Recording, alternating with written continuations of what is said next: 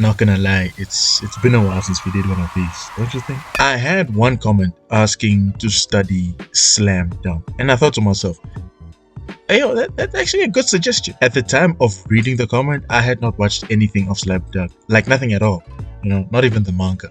But around that time is when I did start to read Vagabond, and after searching up a bit of slam dunk, I saw how very similar it was, especially the manga to Vagabond.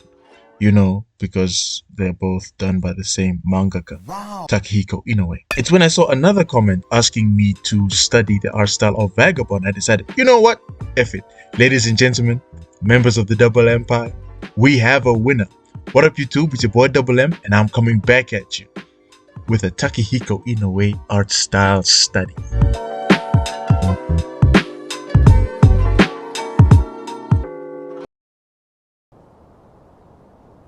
This time we're doing things a little differently. When I started this series, I was subconsciously more focused on anime art styles. You can see that primary focus on the anime in my last two art style studies. But it's the last one in particular that opened my perspective on studying the manga a bit closer as well, showing me how much the style in the manga actually influences what's seen in the anime. And getting these two suggestions, there wasn't a lot I could do with just the anime style, even though they're both the same art style. Only one of these two actually has an anime. And no disrespect, but the anime that does exist does not compare to the manga panels at all. Like, I swear some of these manga panels just stimulate neuron activation. So I decided, you know what? Here's what I'm gonna do. I decided from now on, I won't particularly just study the anime art style. Like I did in the last study, which you should watch. I will continue to study and take in the style from wherever and everywhere I can. Anime, manga, random sketches, wherever. I also decided to have a particular focus when it comes to a particular art style. Some styles, I'm gonna choose to mainly focus on the anime. And other styles, I'm gonna choose to mainly focus on the manga. I also decided to not just do animes or mangas. Not all artists got a manga or an anime out, I also want to have an option of studying other artists that don't necessarily do anime or manga. There are a few I have in mind and I do plan on studying them. But if you have any ideas or suggestions, drop them down in the comments. Oh, and while you're down there, keep your spoilers to yourself. Like some of you may be, I'm not that far in the manga. I'm only at volume 10. Oh, it's just me. You guys have no idea how much bobbing and weaving I had to do to avoid spoilers. So keep your mouth shut. I bet. Enough fooling around. Let's get to the study, shall we? Takehiko Inoue. Looking at his art style, it is definitely a style that focuses more on realism. So proportion, anatomy, and shape language-wise, nothing stylistically stands out. Everything on the body makes sense realistically.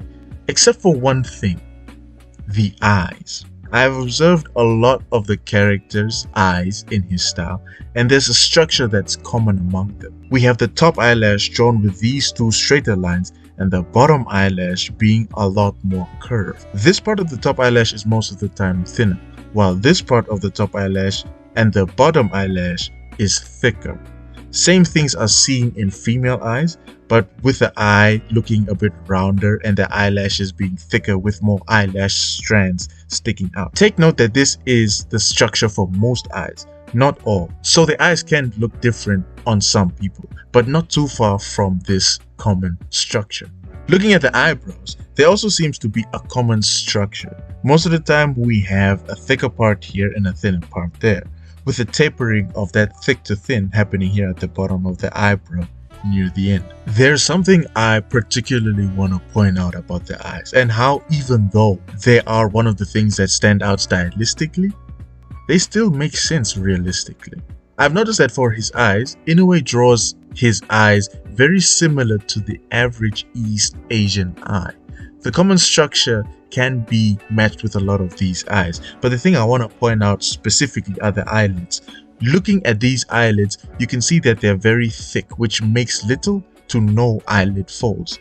When there is an eyelid fold, it's just one directly above the top eyelash. Another thing about the thick eyelid, it being this thick, You can see at times how it presses down on the top eyelash, which is what makes this part of the top eyelash thin, making this part of the top eyelash and the bottom eyelash look thicker in comparison. All art styles have that one or more than one characteristic that stands out, being the thing that makes the art style recognizable. And one of these things that makes Inoue's art stand out is his line art. Now here's the thing about Inoue's lines. For your basic shots and your basic panels, they don't really have a lot of line weight, at least the type that you would see on art styles with more style, like Gachi Akuta or My Hero Academia. So line weight wise, nothing really stands out.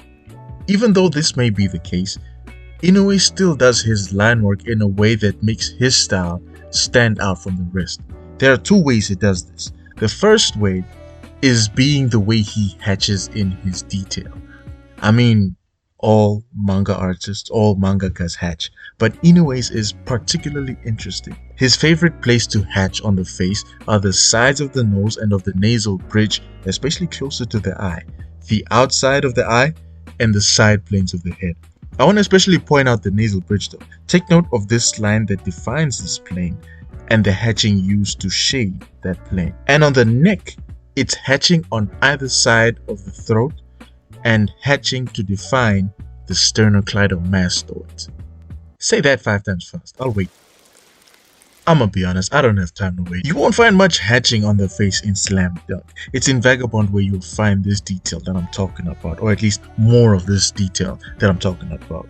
He sometimes likes to add hatching to the top lip, just underneath the bottom lip, and on the forehead when he wants to make a scene look more realistic and have a more serious tone. When it comes to the rest of the body, it's just hatching used to shade. Other than shading, what Inoue likes to do with his hatching is to illustrate a lot of detail, especially on the fingers and the toes, a lot of detail around the knuckles and the planes of the fingers and the toes. The second way he uses line art to make his art style stand out is the way he uses his brushes to convey emotion. You see, Takehiko Inoue is an OG. He's been around the block. He's been here before many of us have been born. Damn! I'm sorry. I'm not trying to disrespect.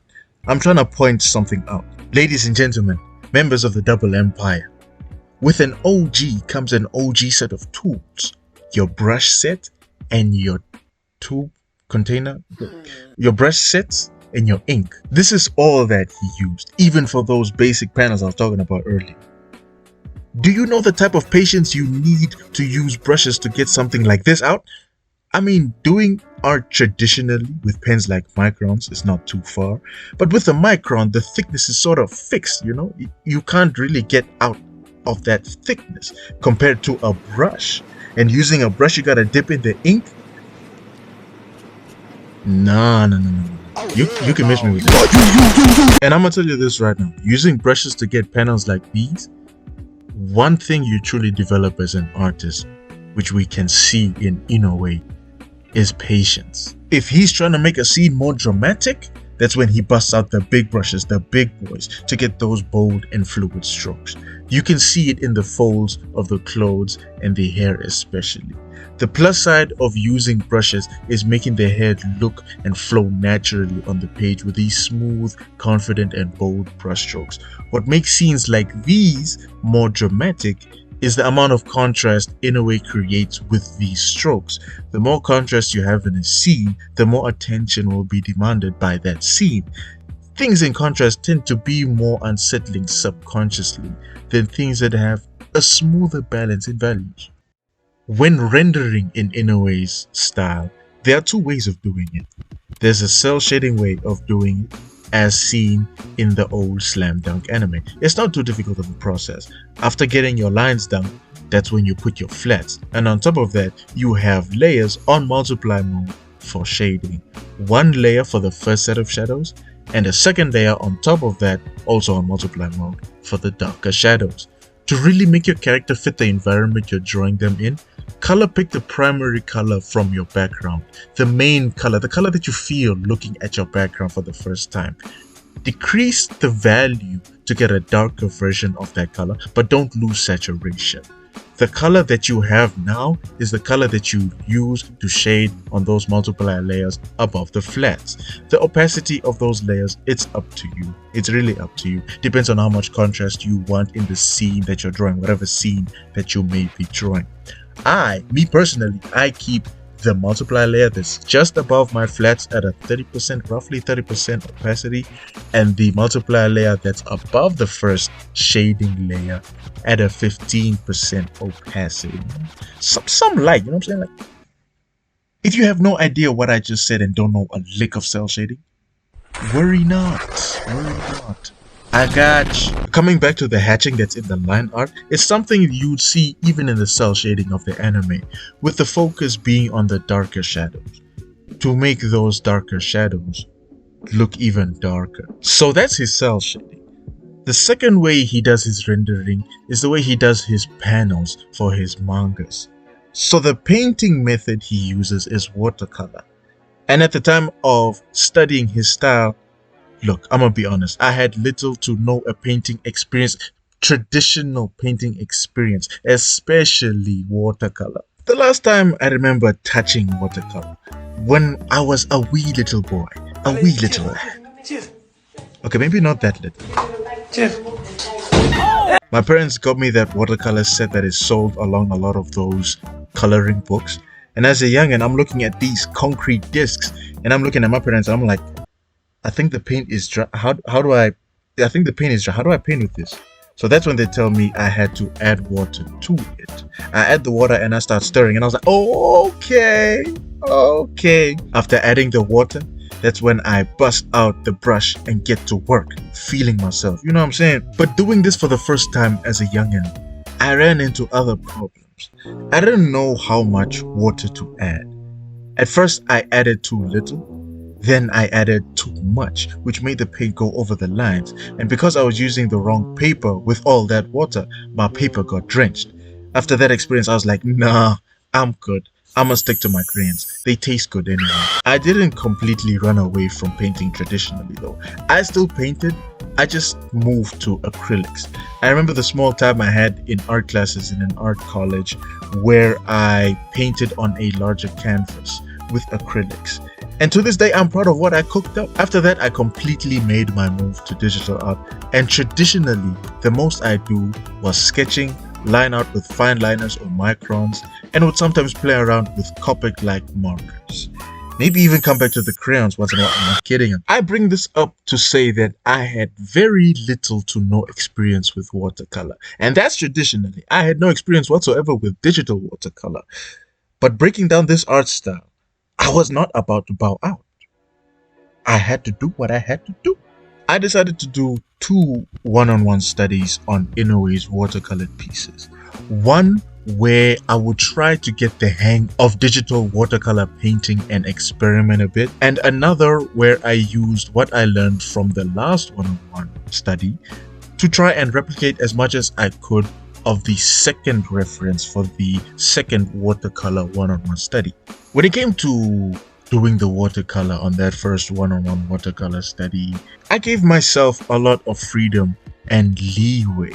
And I'm gonna tell you this, I had more fun here. Who would have thought drawing and creating art with little to no expectations would be this fun? I should definitely do this more often, you know? There were times in the study I could tell that some things were still off, but I was having fun here. I was more relaxed, you know? I was learning, you know? Now coming to the second study, that's where I had to lock in. The goal was now to replicate as much as I could of what I saw. There were for sure some things and tricks I learned in this one-on-one, but I did feel a bit more confident. Keep in mind, what you're about to hear is the experience from someone that is jumping back on painting after a long while, ever since being a wee little lad. So what I'm saying probably just worked for me, and there's probably a method out there that works better than what I did and I just didn't know. I did do research on digital watercolor, but I feel a lot of it was thrown out once I got my own flow and my own way of doing it. So do your own research. I implore you to do your own research. So anyway, so the strategy with watercolor is you gotta start with the lighter colors first, then slowly with time moved down to the darker colors. I didn't have the freedom of starting with a dark color, then later on wanting to slap some highlights on top. No, doing that with watercolor, you just get a darker and muddier color, which makes it look ugly. With watercolor, colors bleed into each other, making a darker combination, even when using the exact same color.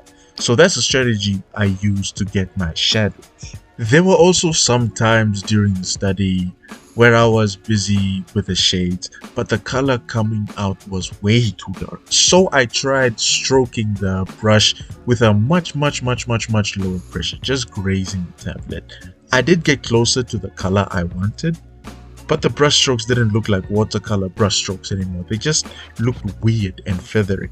The only way I made it look good was to paint with confidence. It doesn't mean all the strokes on the piece have to be with maximum pressure. It's just that the problem with those low pressure brush strokes is that they don't feel confident. Think about it like chicken scratching when you sketch. When you chicken scratch and you sketch, you're not sketching with confidence.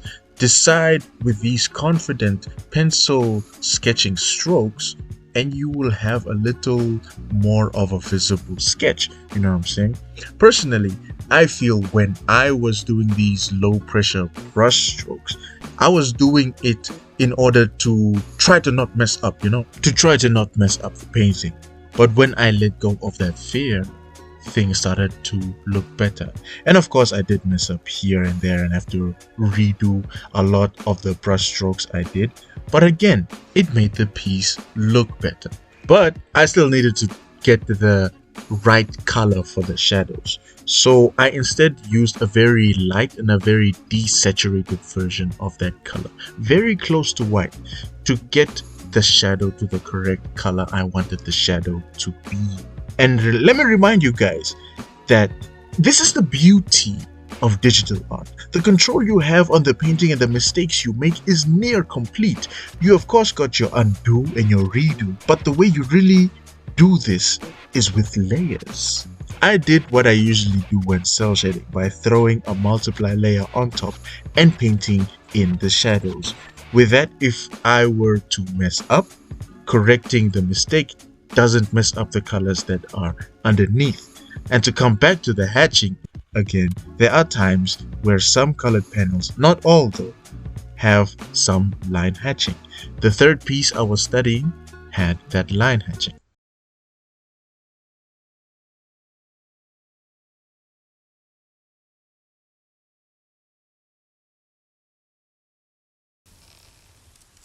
Now, after breaking down the art style, what I needed to do before doing a full piece in Inoue style was try redrawing existing characters in his style to see if I really got the style. So I first tried drawing Naruto from Naruto Shippuden in Inoue style. I collected a few pieces, a few pics of him and applied what I knew to recreate Inoue style, with some reference of Inoue style of course. Because Inoue's art style is one of the more realistic styles, I also got a bit of reference of how certain things look realistically. Everyone knows the spiky hair Naruto has, yes? But it's not gonna be this spiky in the real world. How would that look in the real world? No, I meant like realistic. How would it? So I put effort in making those proportions and his anatomy realistic and hatching to shade. I think I spent the most time on his hair.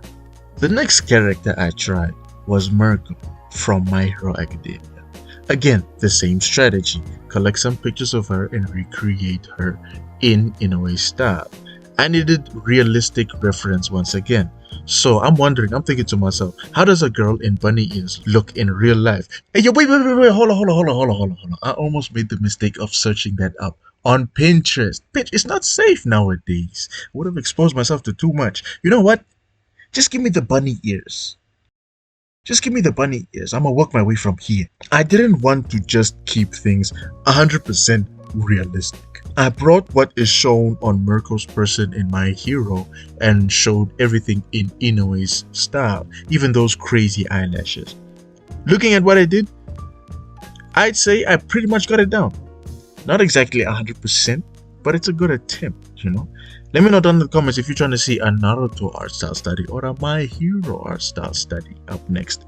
But for now, the next and the final thing to do was to create a totally new piece in Takehiko Inoue's art style. What I do for the final piece is to try to draw something totally new with me being in the piece, with me being in the style. What I like to do for pieces like these is to design myself, my character in the style, to not just show my character in the style, but in the world of the style as well. And one thing that's important about the character is the mask. The mask stays. The mask always stays. So after giving my character a little some, not real fancy, you know what I'm talking about? You know what I'm saying? I got to the final piece. Okay, look, I did say totally new piece, but it's not a totally new piece. I did have the idea of recreating a piece like this with me on the left and Musashi on the right. The way my piece stood out is the way the characters would have their swords clashing, you know, making this X in the center. I had fun sketching out the poses, I really did. We've just gone through what Inoue does for his lines, and that can be a bit of a process to digest when doing it for the first time or the first few times. So I kept it simple. My initial strategy after the sketch was to just start with the lines, just the outlines for now. Then only after that, I would do the hatching, and then after that, I would do the bold brush strokes, you know, step by step. For this illustration, I had the idea of doing some sort of style combination type thing to combine what we've gone through in the black and white manga panels and combine it in a way with the things that are seen in his more painted pieces, you know. So after hatching, I tried to get these bold brush strokes on the piece. It's when I started with the lines, specifically the bold brush strokes, where I started feeling less confident and patient. The whole time I'm trying to get that look, trying to replicate what I'm seeing in the reference, trying to get it in that style. I don't even know how much time I spent hitting Ctrl Z and redoing brushstrokes. So I paused for a while, tried to think, recollect myself on how to get that look. I started thinking to myself, in a way, nah, that's something you're not telling us, man. At this moment, I remembered a video I watched doing research for this style study, a video showing how even Inoue went through his moments of stressing over getting that perfected look. I started thinking to myself, I mean, will we ever get over this stress? We have masters rubbing their heads in stress. I'm like, goodness gracious. Looking at this video, it gave me the perspective of how normal it was, even as a master, to go through these moments. This is when I go back to the piece and I tell myself, you know what? F it. We ball. I just continued drawing, doing the best I could while not entertaining those negative thoughts or trying not to entertain those negative thoughts as much as I could. I told myself, man, let's see what comes out of this, man. Come on now. For someone learning this art style, I wasn't doing too bad. And think about it. Just think about it. There are really people out there that think they are doing something. They really think they're doing something just by typing in a prompt in AI. It's crazy. I think that's where I started getting more of that patience, you know, being more relaxed on myself. I started feeling more of that patience, not trying to rush things. Patience with the line art, the style itself, and patience with myself. But anyway, after that, I just had fun with the watercolor once again. The third one-on-one study I did definitely helped me out and got me used to a process I'm confident with. Not 100% confident, but somewhat confident with. I'm not gonna lie to you. Doing those bold brush strokes was definitely something I was not used to. But after a while, I got the hang of it. I'm not gonna lie, I was feeling myself. Like, for someone starting out, this was somewhat good. Or at least that's what I think. But most importantly, I had fun. Like, I might mess around and actually start a manga or a webtoon or something, because this is too fun. Now that I think about it, would you guys mess with a manga from me? Nah. Don't look at me like that. I'm asking a genuine question. Because I low-key have some ideas for a one-shot or two, you know? Would you guys wake up immediately or stop what you're doing immediately to read it as soon as it drops?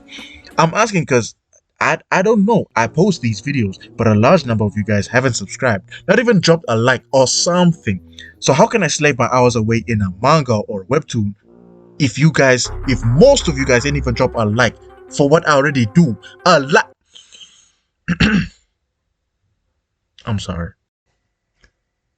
If you enjoyed the video, make sure to drop a like. If you think I got the style down, or if you think there's still something that I missed out in breaking down the art style, or something that I'm doing that's not actually supposed to be done, let me know down in the comments. While you're down there, if you have not, hit the subscribe button to join, to become part of the Double Empire. If you have any suggestions for a style you want me to study and break down next, throw them in the comments while you're down there. But for now, you can go ahead and have some fun with my other art styles I got on the channel. God bless, and until next time, Double M out.